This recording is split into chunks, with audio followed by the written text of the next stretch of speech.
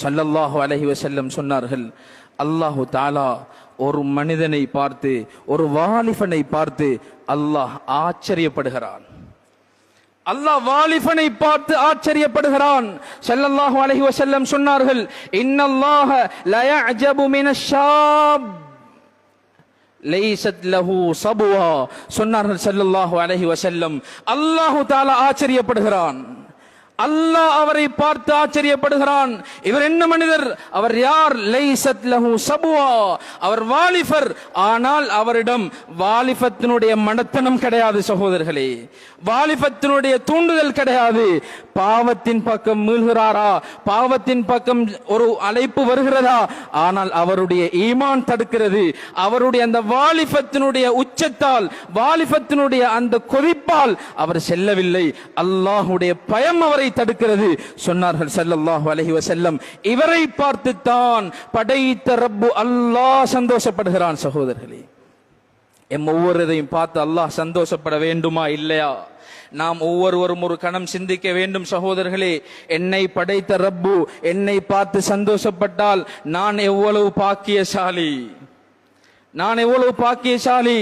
ஒரு நாட்டினுடைய ஜனாதிபதி ஒருத்தரை பற்றி புகழ்கிறார், ஆச்சரியப்படுகிறார், சந்தோஷப்படுகிறார், சொல்கிறார் அவருடைய வேலையாட்களிடம் என்றால் நாம் எவ்வளவு சந்தோஷப்படுவோம், எவ்வளவு பெருமைப்பட்டுக் கொள்வோம். மாலிகுல் முலூக், அரசர்களுக்கெல்லாம் அரசன், நாளை கியாமத்தில் நித்திய ஜீவனாக இருக்கக்கூடிய ரப்பு அல்லாஹ் சந்தோஷப்படுகிறான். சகோதரர்களே, யாரை பார்த்து?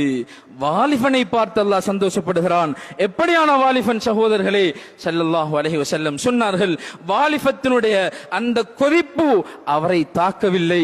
அவரை அந்த வாலிபத்தினுடைய அந்த கொதிப்பு அவரிடம் அவர் ஈடுபடவில்லை என்றால் அவரை பார்த்து அல்லாஹ் ஆச்சரியப்படுகிறான்.